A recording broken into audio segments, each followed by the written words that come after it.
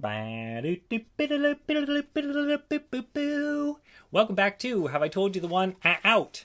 Oh, look, there's the bee. It fell off just this minute because I guess the bee was going out to pollinate the flowers. That actually did just happen. I roll with the punches and I roll with the bees. I'm the bee's knees. So, tonight on Have I Told You the One About, I've got a really special guest. This is a friend. We have a million friends in common. We've been friends on Facebook forever. I'm one of her, like a secret fan. And we've never had a conversation, just the two of us, ever. So tonight's a very special night because it's also getting to know your friend better, who you really admire. It's like first friend date. So here we go. Let's count her in. 1, 2, 3, poof! Hi. It's Amanda. Hi, Amanda. Hi. Welcome to my show. Hi, Michael. I'm really excited you're here because I mean all of that sincerely, right? I'm not a bad host who lies. I'm a sincere host who tells the truth. That's the whole point of the show. True stories. Excited, Yeah. Anyways, excited to be here. you're one of my heroes in this community because you just tell it like it is. You've got great integrity. I really admire you. Oh, thank you. Now, I have my story portal open, and maybe I forgot to prep you this, but you just have to send your story portal through any means possible. You just send your story to me, and it's going to materialize in the portal. You could fart, and it'd probably show up. Okay. Okay, I'm ready. Just tell me when. I'm ready now. Okay. There it goes. Oh, there was barely... I shivered because I needed a reaction. That was so graceful. That was like slipping a pinky in first. It was subtle. Your story is my Y2K Summer. That's right. You gave me like one photograph as a sneak peek, and I almost lost my shit. Am I supposed to have that photo ready? Well, I have them with me. Okay, good. You can show them on your end then. That'll do. And Okay. I'll try to find them.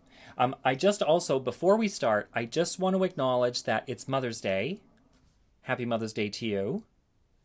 And Thank I you. dressed like a 70s, sort of like a 70s practical artist mom. I make ceramics in the backyard, and I'm thinking about leaving my husband, but he just got a raise, so I'm not sure. It's an important year for him. I'm going to hold it out. That's how I'm dressed. Your pottery phase? Yeah, for Mother's Day. Pottery, soon to be course. divorcee. I have a scarf, right? That's what they do. First, they get exotic. I spent Yeah. $30 on this scarf. I bought it in the store. It's not even secondhand. Anyways, happy Mother's Day, and I'm dying to hear about your Y2K summer. Yeah. Should I just get started? Yeah, yeah.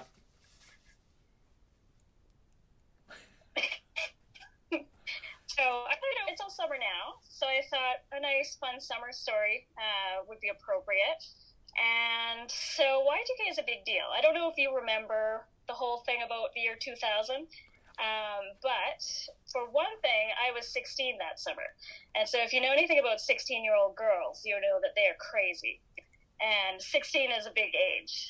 But it was extra important that year because it was the year that the world was supposed to end.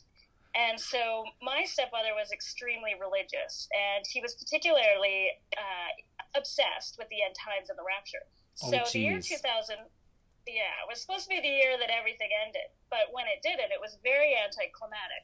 But for me, as a 16-year-old girl living in a draconian religious household, it was kind of a sign, kind of a different kind of sign, meaning perhaps I could start exploring my own belief system and start, maybe breaking a few commandments here and there. You And saw so, you saw light through a crack in the facade. yeah, well, because we stayed up, we waited, we had candle the peaches, we had we were ready to go, but nothing You were happened. you were ready for the rapture? That's right, we were ready. And you And got, like, did you wear something special? Were you wearing special clothes? no, but we did have some camouflage around just in case. This was the version of the rapture where maybe some of you would be left behind for a little bit, kind of And, tested. and would get hungry, and you'd need to camo and disguise yourselves. Yeah. So, kind of exciting leading up to it, but the planes didn't fall out of the sky, and there were no trumpets or, hellfire and so on. Right. And so for me, as a 16-year-old girl, I thought, well, I had already been exploring, I had already been having doubts with my faith. I would say, I was reading all kinds of novels that I wasn't supposed to be reading, and books again. Books are dangerous. They are a gateway sin. They absolutely are. Yeah. Yes, I was reading Nietzsche. I was reading Camus. So as 16-year-old girls do. Yeah. And so for Were you me, wearing a lot of black? Oh yes. I was a little baby goth. Yeah. A little bit. Yeah. I would go to school wearing one thing and then go change into something else. Oh, we totally would have been friends. The goth kids and all the new wave kids. New wave turned into goth later. I'm just a little older than you. They were all my friends. They were the safe place. Yeah, I think it was more. I think I would have liked to explore that fashion a little further, but as I said, my stepfather was very, very strict, so right. I had to kind of just gently ease into. Right. You were working within. You were broadening the parameters. That's right. Yeah, but it was summer, and so I was very excited for being 16 in the summer that the world was supposed to end, but didn't. And so what was I going to do? And so there wasn't a whole lot of options for me for what I could do. But some girlfriends from the church contacted me, and they were all planning to go to Maple Ridge to go work on a Bible camp. And Bible camp was a huge part of my childhood. Really? We actually lived on a Bible camp. So my stepfather and my mother, they were caretakers of a Bible camp in West Kelowna. So this was not my first rodeo, but this Bible camp was exciting for me because it was going to be all new boys. And we weren't just going to go there, we were going to work there as camp counselors. Oh, I love every detail in this story. I am living for this story. There was horses. So it wasn't just any old stallions, I bet. Oh, yeah. Every 16-year-old girl, I think, goes through the horse girl phase. Sure. Pony girl phase. Yeah. And they get their first boyfriend and they're so disappointed. Yeah. And I was pretty tired of the boys that I from school and from the church. Sure. They were mostly cousins of my friends and so on. So, right. Yeah. So they didn't need to tell me anymore. So even though I was struggling with my faith and pretty much, the jig was up for me. You know the shortest path to the cookie jar. Well, yeah. So I went to the thrift store and I bought myself some Wrangler, some tight jeans, some cowboy boots, and got a cowboy hat. And yes, ma'am. I taped the Dixie Chicks album had come out, which was, I was a huge fan. So Cowboy Take Me Away was one of the big hits, which was everything for when you're a 16-year-old girl. So I had that on my cassette tape, I had my Walkman, and I was ready to go. So I could show you a photo of this look that I had. Oh, that's amazing. That's amazing. Yeah. So and great. I didn't really know how to ride a horse, but I wasn't really there for the horses. I might have that. I'm going to look for that. You keep telling your story, I'm going to look for it. Mm-hmm. Oh, I do. I have this one. There we go. Wait for it. There's Amanda at the bear pad, hanging out. Look at those boots. Oh, yeah. There you go. Look, that didn't take me long. Yeah. Okay. Worth it. So I was ready to ride. Yeah, and I was so excited. Okay. I think I probably listened to Cowboy Take Me Away 100 times preparing for this adventure. And, I don't know if you're familiar with 90s country music, but I Oh, think no. every little girl around that time probably had that on their Walkman. Okay. Yeah. And so we went, and I went with some girls that I had grown up with and their cousin. And everybody, at first, you had to pick a pseudonym. You had to come up with an alias. So I picked Sheriff. And I had a little star, I had a little badge, and it was this whole character. That's the great thing about summer camp, is you can be, you know, a weird, lonely outcast. Hello? Oh, somebody else tried to call you, maybe. Yeah. That's okay. Yeah.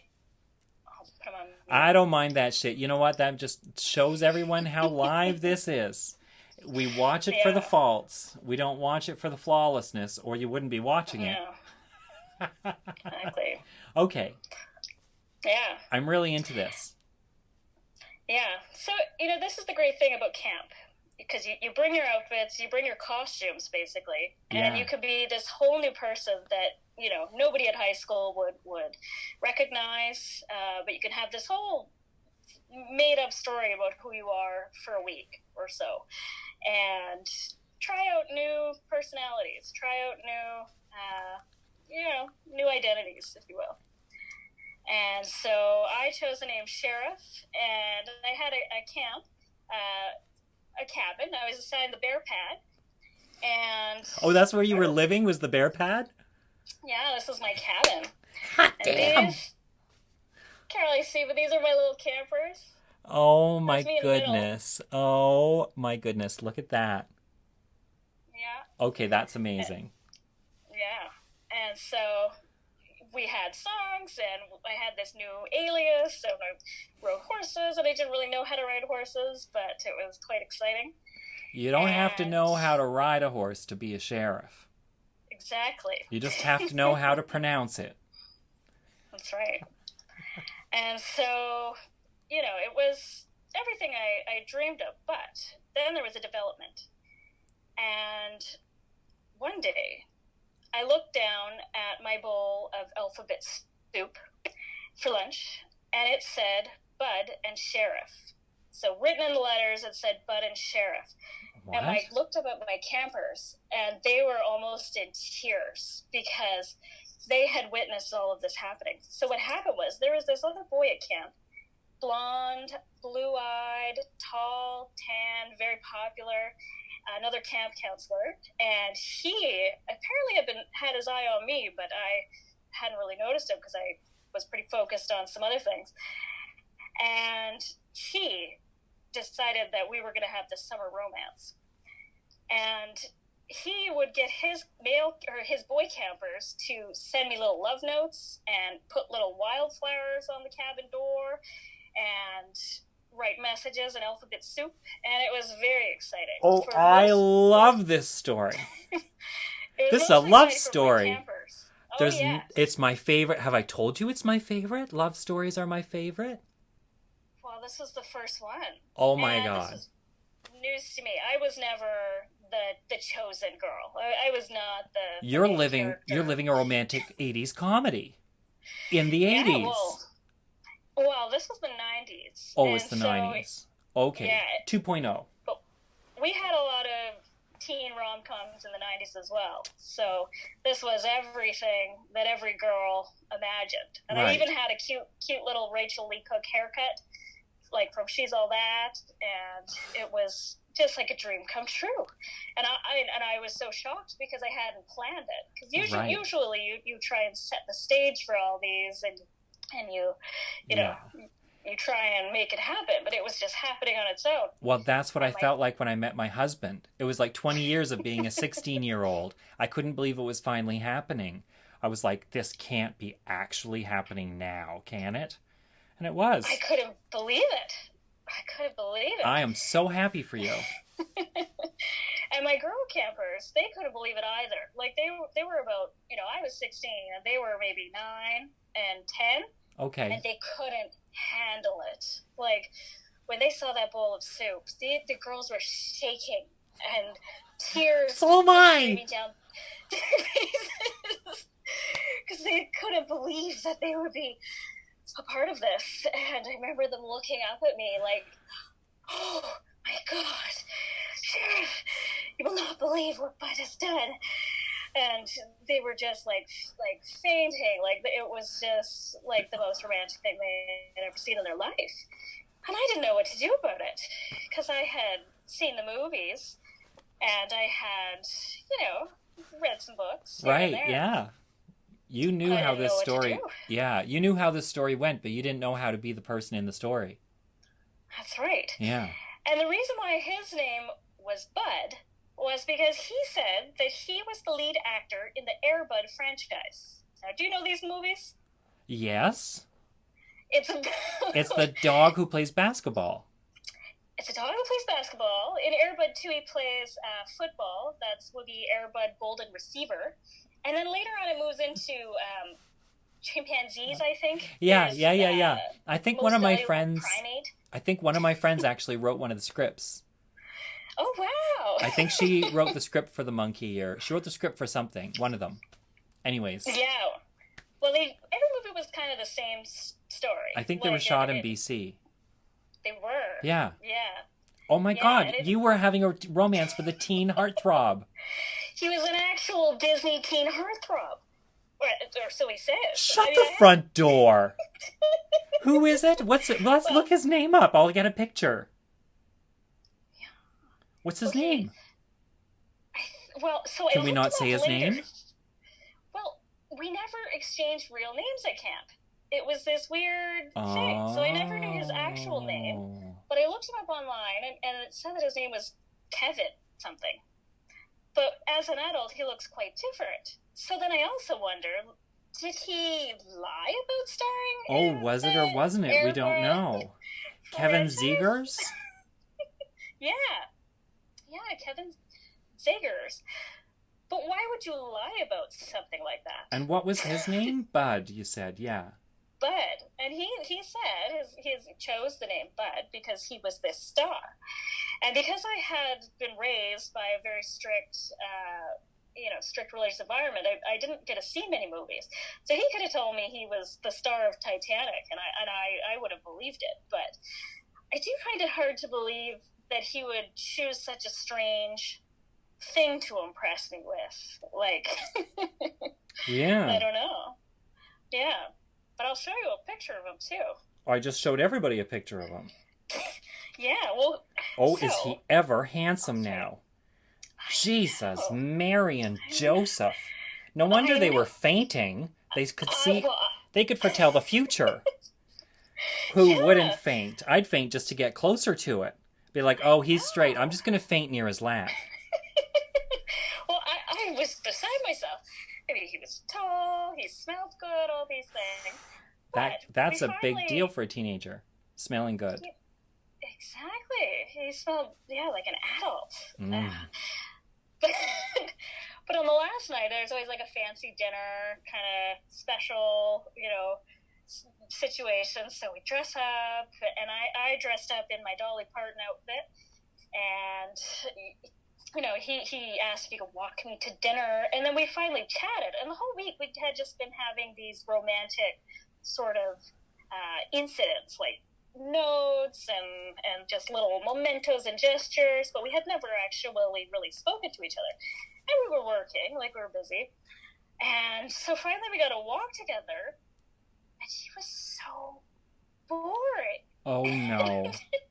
It's like going to a party with lawyers and you think it's going to be fun, and you're like, Jesus, these are lawyers. He just wanted to take so many photos. And this is us here. I'll try and show you. Can you see?